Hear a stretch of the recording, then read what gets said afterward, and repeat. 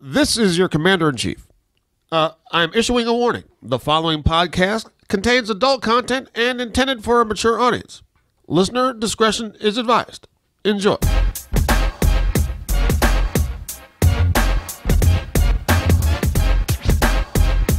Hey everybody, welcome to a brand new MMA Roasted podcast. It's me, Adam Hunter. I'm here with T-Rex. What up?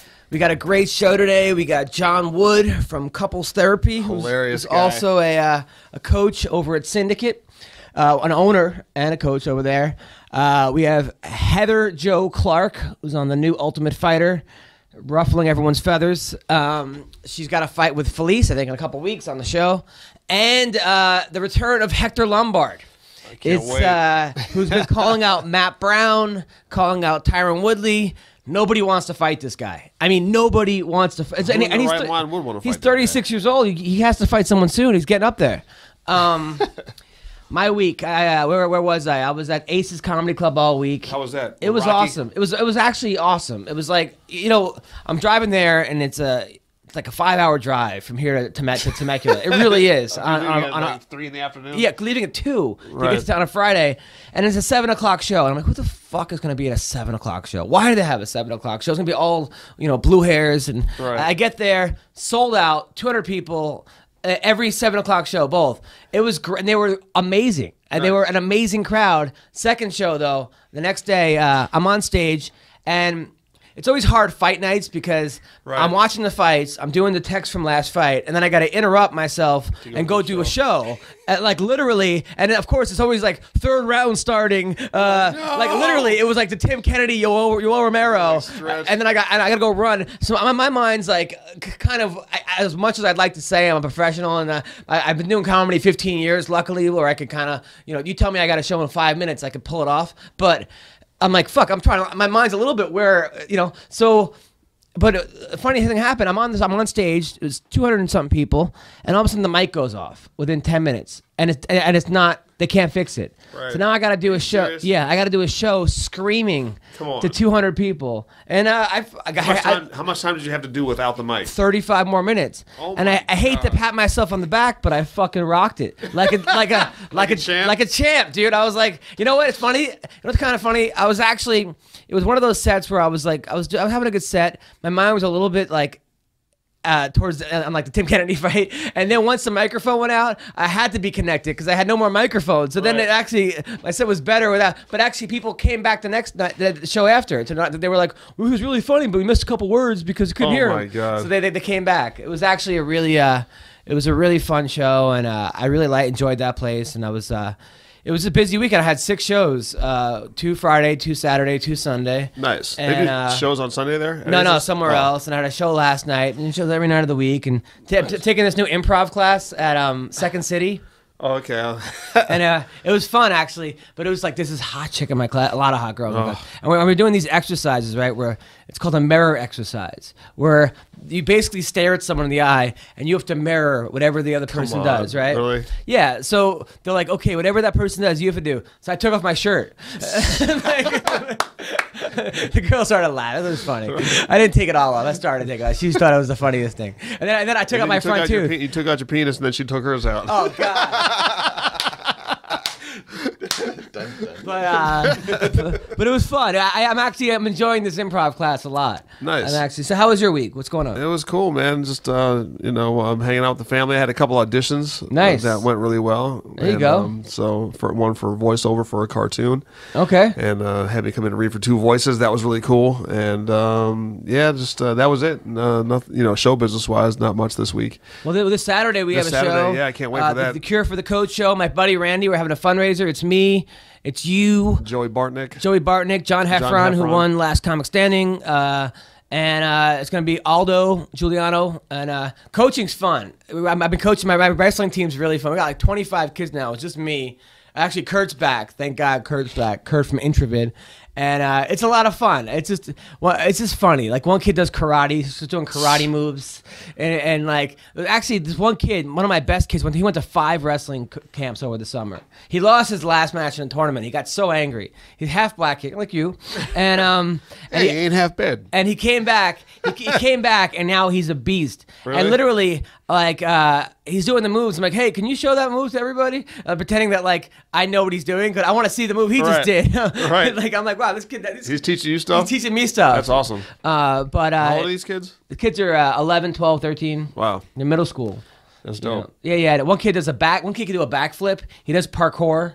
Nice. And he's 64 pounds. He could do a standing backflip. 64 pounds. He's little guy. The AZT hasn't kicked in yet? Yeah. They got him. He's taking PEDs actually. So, but he could do a standing backflip, right? Right. Like, literally, he could do a backflip. And I'm almost like tempted to be like have him do a backflip into a double leg to start the match. Just to dazzle the. You know, I don't want to get a billion hits on YouTube, and then I can go in with him on it, like for like. But I don't know that's not illegal. He might actually kick the kid in the face if he does it the wrong way. Right. But no one will be able to defend it. I think if a kid does a backflip, you're just gonna be standing there like, what the fuck? What the heck? And then he just shoots a double. Right. I think that would be I don't know if it's not illegal. I don't know. There's no rule saying you can't. There's no rule saying you can't do a backflip. Yeah, during a match. Right. So I'm thinking about possibly having him do it. So speaking of the fights last week, have you watched the fights? I watched some of them. I didn't watch all of them. All right. Well. The big controversy was over the weekend was Stoolgate. Yeah. And you know what? Just sitting on the stool. Yeah, when I first he might watched have been able to catch the whole fight if he would have got off the stool immediately. Exactly. He spent an extra 30 seconds on the stool, and they say it's the oldest trick in the book, and it is. Dana White even said it is the oldest trick in the book. However, the UFC cut man, they said put too much Vaseline on him, to which John McCarthy, they're saying it was his fault. I texted Tim. He's pissed. He's really pissed about the whole thing. However, there's now Glovegate, where there's a video of Tim Kennedy holding Yoel's glove down. He's holding his inside of his glove down and hitting him with uppercuts, which they said if he had held the glove down, he wouldn't have got the uppercuts. But I don't know. I think the glove thing could have been an accident. I want to say maybe your hand got caught in the guy's glove, and at that point, what do you do? Right. I don't think he really practiced putting your hand in a guy's glove and hitting him. I would like to think he didn't practice, although Tim Kennedy's a very sly fox. He's crafty. But that was bullshit. Sitting on a stool for an extra 30 seconds. Come on, son. Yeah. People were actually making really funny jokes. There's actually a Twitter account, Yoel Romero's Stool. And his stool has a Twitter account? Yeah, and I actually follow him. He's got some funny stuff. People were saying things like the stool got the performance of the night bonus. But the funny part was that Yoel Romero shit himself the last fight, or allegedly shit himself. So then as soon as that happened, I'm like, why can't this guy control his stools? It was... I was like, dude, you're giving me. I was so proud of that joke. But seriously, control his stools. He shits himself and he can't get off the stool. Come on, that's great. Right. People were saying that the stool is up for a Bellator title shot, and then someone had a really funny one that the stool spent more time in the octagon than Mizugaki. That's hilarious. Which actually, speaking of which, wow, Dominic Cruz is back with a vengeance. He's back. I mean, I was so happy for that guy because I hung out with him, and he actually is one of the nicest, most humble dudes. He brought his mom to the MMA awards. That was his date. Everybody else had their dates and these hot girls, and he had his mom, and I thought that was so cute. He's such a nice guy, and he's such a real guy. Dominic Cruz is the real deal. There's no air about him. He's just that guy. He's just that guy who's just a nice kid, and I was really, really proud of him. He proved me wrong because I thought Mizugaki, had stayed busier throughout the months or the years that Dominic was out, and so I thought that Dominic was going to have a harder time than he did, but he proved me wrong. I can't wait for his next fight in 2019. But I like Cruz. The funny part was that he called out Team Alpha Fails afterwards. So Uriah called an emergency meeting at the treehouse. Yeah, that was. I got 300 retweets. I was so proud of that. But seriously, and then Team Alpha Male, their Twitter account goes ha ha ha. They laughed at that. Nice. They got a good sport. But that's gonna be TJ Dillashaw versus Cruz. I can't wait for that fight. Holy shit, I can't wait for that fight. That'll be a good fight. I don't know who wins that fight. At this point, I don't think anybody has Dillashaw's number. Really? Have you seen Cruz's fight? Well, yeah. And now they say, like, you know, on the underground, they say like motivated BJ Penn, or they say like pre-stomach AIDS Brock, or like they have they have ways of describing guys. Pre-stomach AIDS. But now they have Cruz is like, I was blacked out. They have blackout Cruz, like guys that are unstoppable. Right. Blackout Cruz, motivated Penn, pre-stomach AIDS Brock. Those are.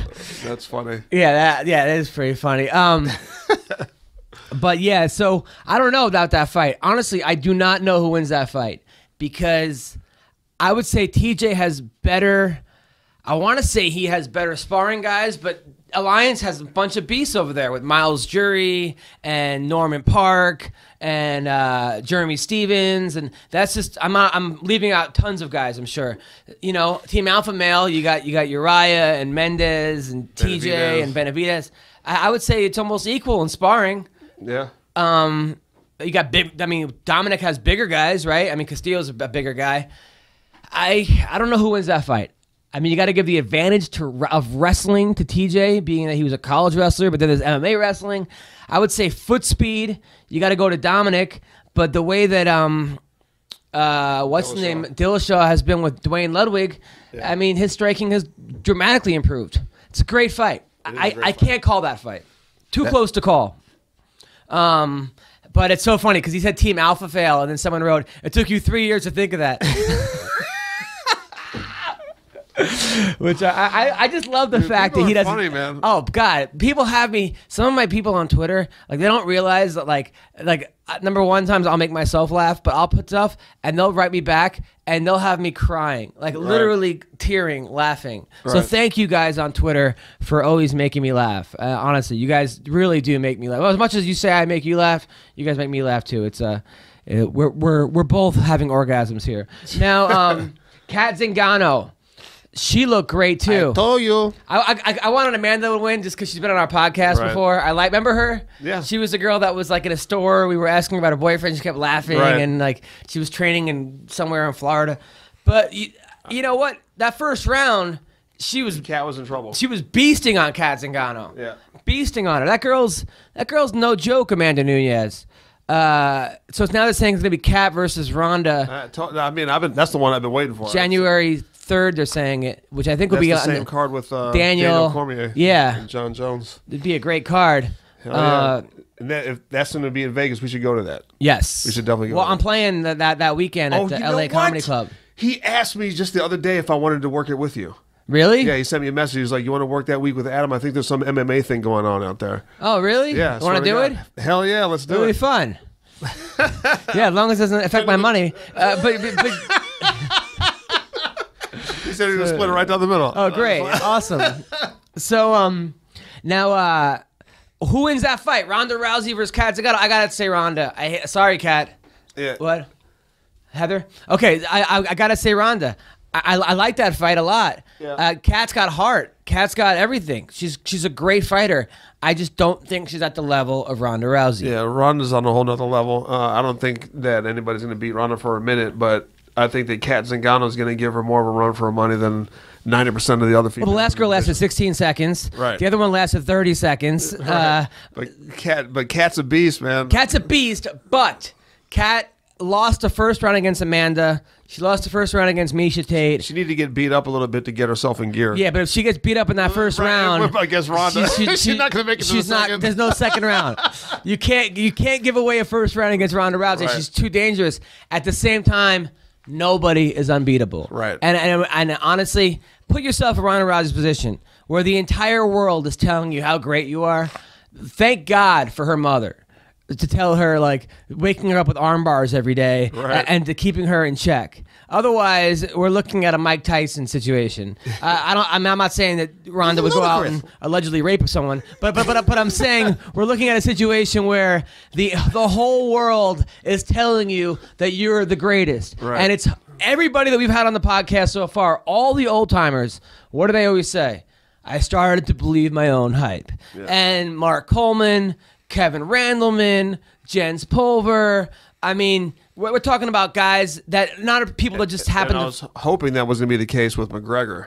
Conor McGregor? That he was believing his own hype, but it turns out. All right, okay, Conor has won 4 fights so far in the UFC. Yeah. Let's 4 fights he's won. Not that Conor isn't looking amazing. Yeah, he looks and good. I'm not hating on Conor McGregor. It is fun to hate on him though because I want to hate on him. Well, look, when a guy is that arrogant and a guy tells you how great he is and starts telling you to call the round and says that, Jose Aldo was basic and this guy's a bum and this guy's a journeyman and he said Poirier's got a pea head and Cub Swanson's ugly and Frank, when a guy starts going off at everybody, it's hard to not make fun of that person because that's what we do, especially as comedians. Right. You bring down the guy at the top. That's just the way it is. And especially the arrogant guy, the guy who tells you how great he is. That's part of the game. And that's why it's fun making fun of Jon Jones. And that's why it's fun making fun of Conor McGregor. That's why it's not as fun making fun of who's a humble guy, Daniel Cormier or someone like that, who's a little more humble and down to earth. But Conor McGregor, man, although I still have to see him against a guy like Nick Lentz, like someone like he needs to really be tested. A wrestler, a Chad Mendes, a Nick Lentz, a Frankie Edgar, even a Clay Guida, and I think he beats Clay Guida at this point. But don't forget, Clay Guida beat Anthony Pettis. Who I believe at that point was more impressive than Conor McGregor. Now, if Conor McGregor wasn't from Ireland and didn't have the entire country of Ireland behind him, would everyone be talking about Conor McGregor? Let's be honest. I mean, he would still be a great prospect. He would still be the man. But would Dana White be saying this guy's bigger than GSP and Brock Lesnar? I mean, maybe his ego, okay, but the actual, come on. Right, I feel you. So, and I'm not hating on him. I'm not. It is what it is. Look, there are plenty of comedians out there that are I wouldn't say a big fish in a small pond, but they're the only Indian, or they're not the only, but they're one. They're big in certain demographics and certain regions, and they stand out more. And that's just the way life is. I'm not going to complain about it. Right. It's just the way life is. What's the point of complaining? Life's not fair. Life is fucking not fair. But, Spoken like a man who's been kicked in the nuts a few times. Yeah, give me a break. Speaking of not fair, Shlemenko got knocked out in 30 seconds. Boom! There's a guy in Bellator who had not lost in 9 years, who then fights Tito Ortiz and has been knocked out in 30 seconds. If you don't think MMA is a mental game, Jesus, what a mental game it is. Shlemenko. That was I'll tell you what fight I was a little upset about was Manny Gambarian versus Cody Gibson. Manny stood us up at the podcast. I wanted Cody because Manny stood us up at the podcast. That's it. And I like Cody. Stand us up, you should get knocked out. He seems like a nice kid, yeah. But Cody was winning that fight. He was winning that fight. He was dominating that fight. It was one of those. It was another thing with Edmund. Not to knock Jake's trainer, but you have a guy who has world-class judo, who's one of the best in the world at one point, or it was not best in the world, but an amazing judoka, right, in a boxing match, getting lit up on his feet. Right. And then what happens? The second round, he last second pulls a guillotine, and if Cody hadn't tapped, it was 4 seconds left. I think he wins that fight because he's up 2 rounds to nothing, even with that guillotine. I don't understand that philosophy of take a guy who's not a boxer and put him in a boxing match. Right. Sorry, I would love to hear Jake's take on it next week. I'm sure Jake will maybe, I don't know if he'll disagree or what, but it just doesn't make any sense. Does it make any sense to you? Of course, nah. Doesn't make any sense to me. I mean, but it happens all the time. Yeah, but it seems like it's happening a lot with this one camp.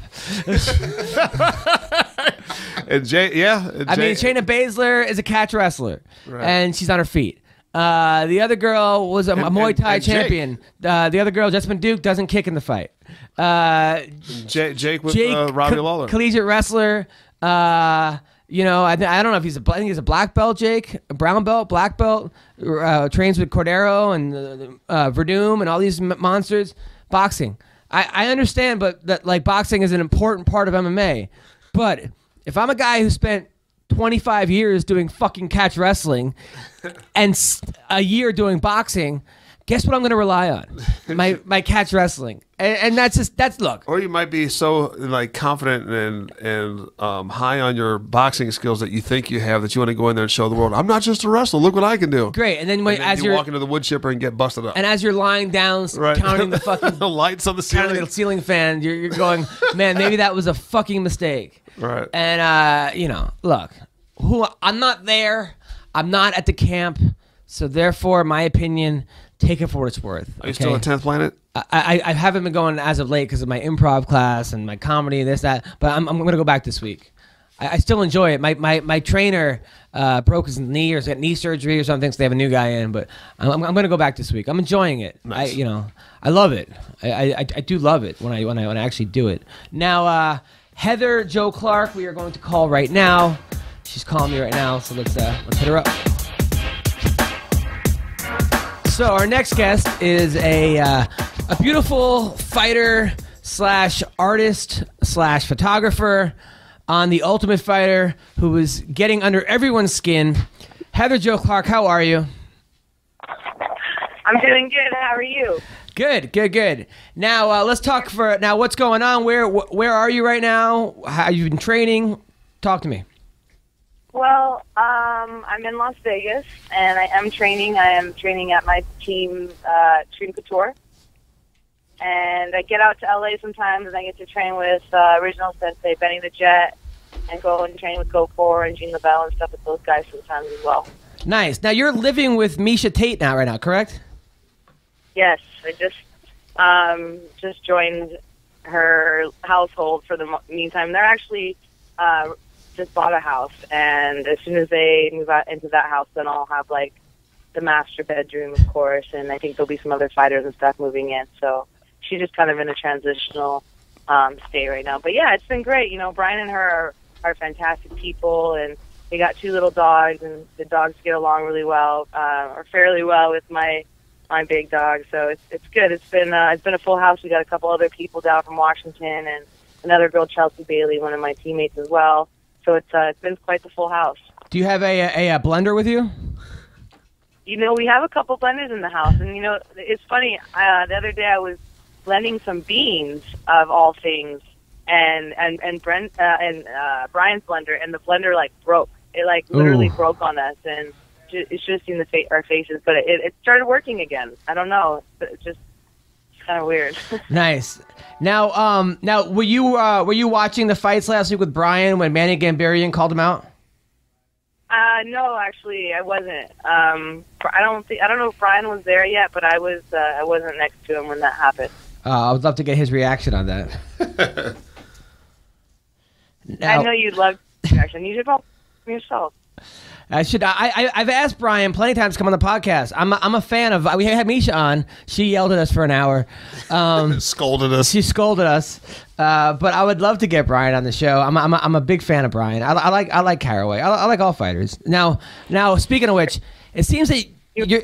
What's going on the show? It seems like you're getting picked on. The girls are mad at you.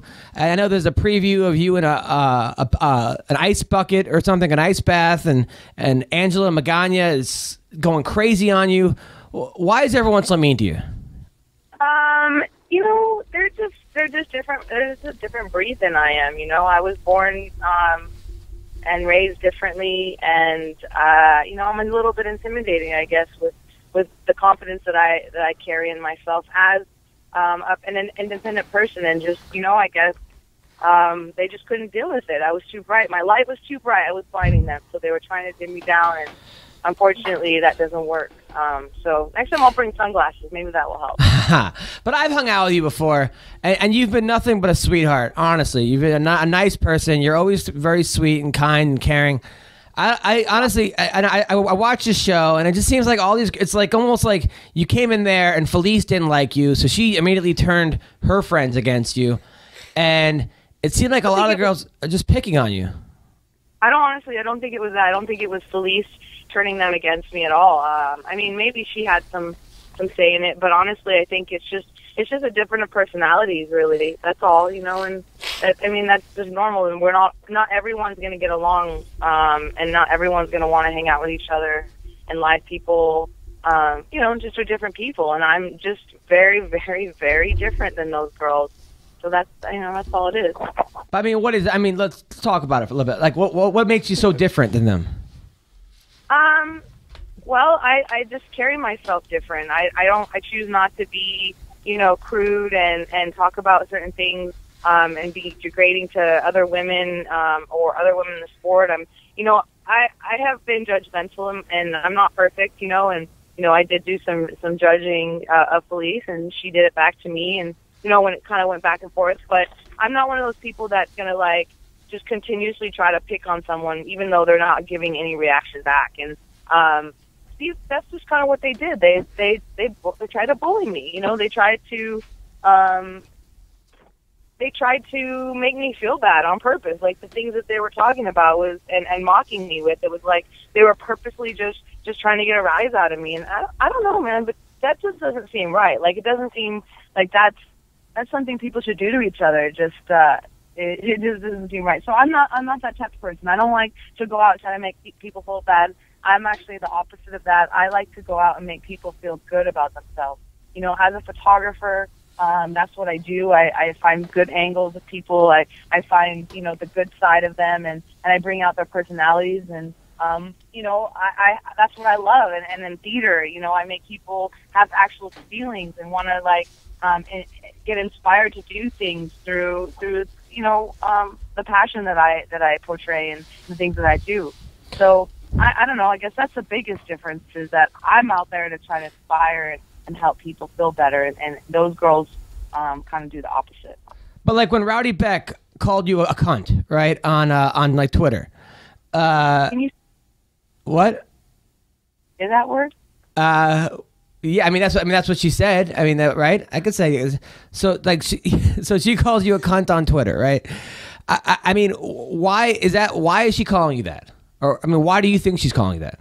I overheard a conversation on the show, and Beck talking about it, and I guess that word's used a little bit looser, and God, that's kind of a story. There's nothing like a loose cunt. Okay. Oh shit, Adam. Yeah. Okay. Sorry, I had to change over to my earphones. Right. She uses that word a little bit more loosely, because I think in Australia and in Europe and places it's something that I don't know. She very well could have meant it the same way that it's used here. And to be honest, I really don't care. But I don't know. I don't know what she means by that. I wish she would use words and actually explain a little bit more what I did. This small talk, and what are you talking about? You're doing small talk by complaining about small talk. Like it's so hypocritical, and just really doesn't make any sense. To be honest, I don't really know what exactly I did, but just like I said, I think just being myself and being a leader is that's there's something wrong with that. No, that's just something that I was raised to be and portrayed my whole life as a leader. So they don't like that, then they don't have to be my friend. No, that's the thing. It's sort of like, that's one of the reasons I hated high school. I liked most of high school, but one of the things I hated about high school is that you were forced to be with people that you didn't have to, once you got in the real world, you didn't have to actually see them every day. Even Right. when I was on Last Comic Standing, I'm like, I'm never going to, that's about the show, is that you're kind of forced to be around people that you wouldn't necessarily choose to be around. Sometimes you got to be around people that you don't like. In the workplace, and when there's always going to be people that you got to deal with that are different than you, and that I've learned to be a lot less confrontational, and that usually kind of, you can deal with people that you don't like a lot easier when you aren't confrontational. I've learned in the last few years, but you're always going to deal with people you don't like, and there's got to be a way of dealing with them. And I've been learning that if the less that you judge, the less that you expect certain people to be, or expect anybody to be a certain way, then you have less of a letdown, So I've been trying to go through life a lot less judging and judgmental, and just kind of appreciate everyone as a different flower. Oh, good for you. Aww. Yeah, well, I would, How if, are if you I did that, at I'd be a terrible work? comedian because I get paid to judge people. So now, what exactly? Now, where did you grow up?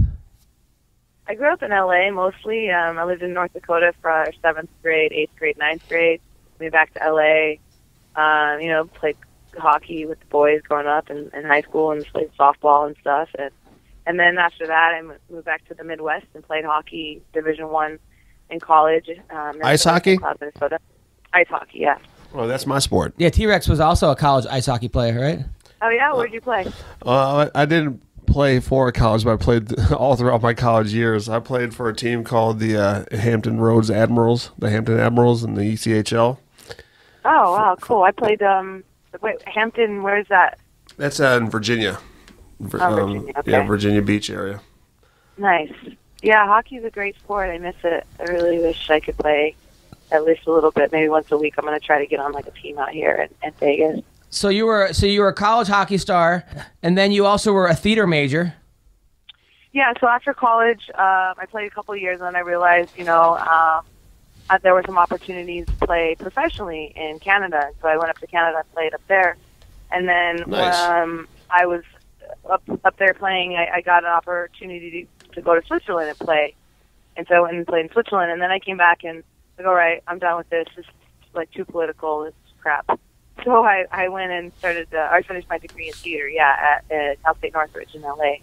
And once I graduated, I realized I didn't want to do the acting thing the way that everybody else does it, and the whole auditioning process. And I worked for LA Casting. I was actually the personal assistant to the owner of that.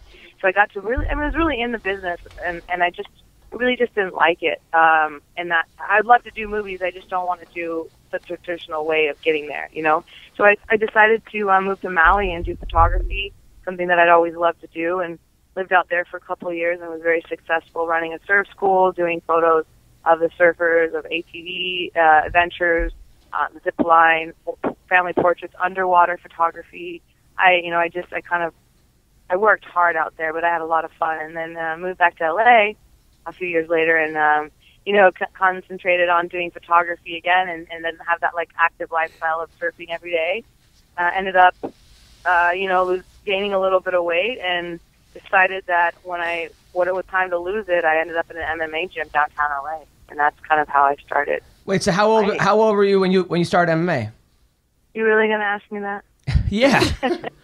41.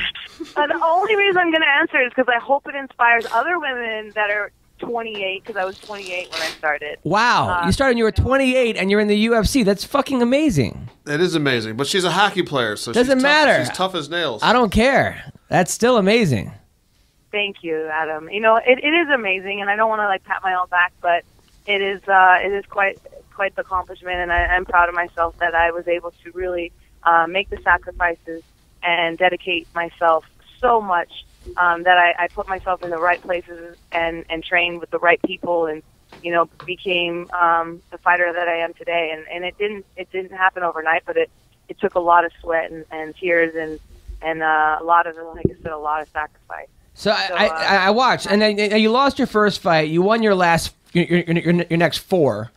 The one of the fights you knocked out a girl in 10 seconds. That was pretty awesome. Thank you. Yeah, that was fun. That was badass. I remember your fight with Felice. The first one, you had her in the first. You took her down. That fight was almost stopped in the first. You were pounding on her. You had John Dotson in your corner, which I thought was pretty cool too. Yeah. But now you broke your arm in that fight? You said. Yeah, I broke the radius in my right arm on an overhand right in the second minute of the second round.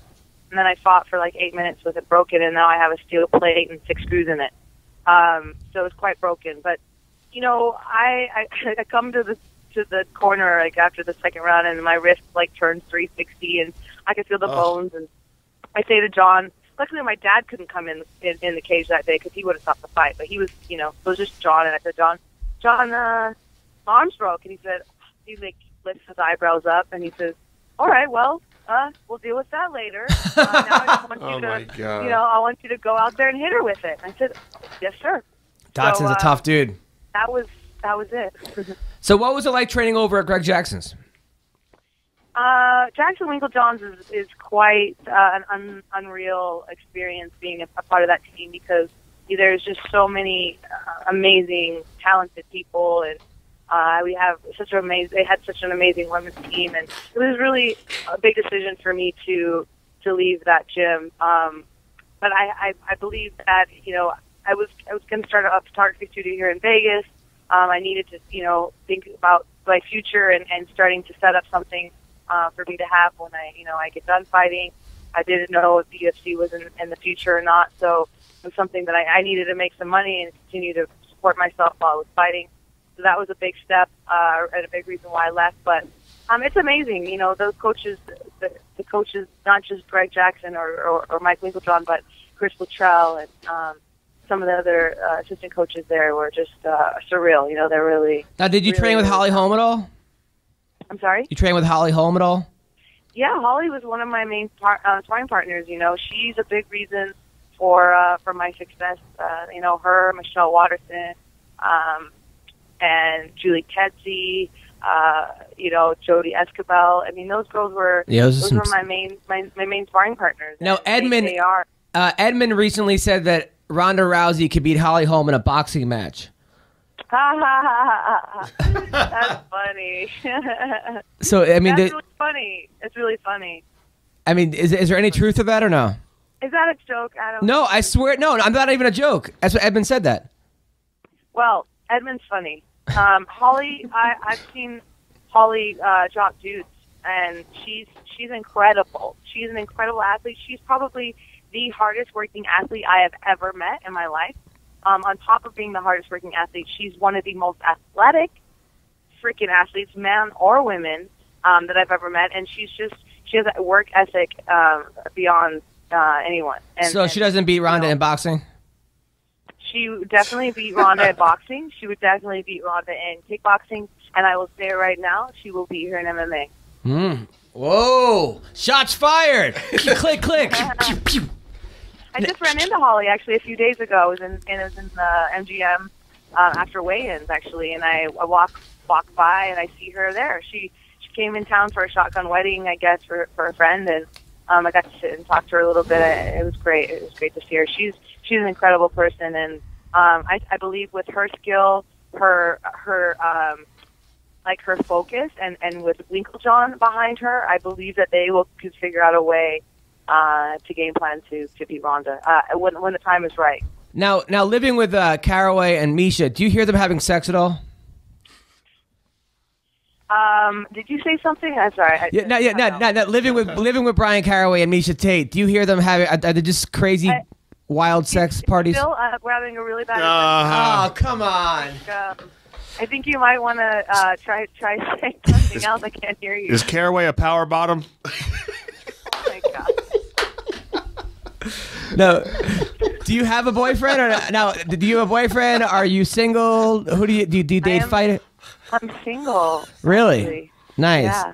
Are you looking for a man or are you a woman? What kind of? I'm not looking for a man. It would be amazing to have an amazing man come into my life and sweep me off my feet, like in all those movies. Right. You heard it here first. Come on his horse. She wants a guy to give her a leg sweep. Yeah, it's hard. It's a hard situation to be in. It's hard because I've dated guys that weren't fighters, and they kind of get intimidated either by me or by the guys that I'm training with. I don't get intimidated at all. Oh, are you asking me out, Adam? Well, yeah, why not? You want to go out? Where are you taking me? I don't know. I don't know. We could hang out. We could go to a movie or something, or Chili's. Dinner. Comedy show. Denny's. Comedy show. We'll go to a nice club. Ooh, let's do it. Let's do it. I'm down. Nice. Yeah, it'll be fun. It'll be fun. Now, have you dated any fighters before? Yes, I have. I was in a really long relationship with Jon Wood. someone at Jackson's. Oh, a couple what? Huh? A couple distractions, you said? I didn't say that. I said that I was in a long relationship with somebody at Jackson. Oh, we're at Greg Jackson's. Who? Diego Brandao. Oh my God! Really? Diego Brandao. Yep. How did that go? Well, he came over. You know, I guess he was in San Antonio. He was training with like a guy who's like his brother, Rodrigo Pierno. Yeah. And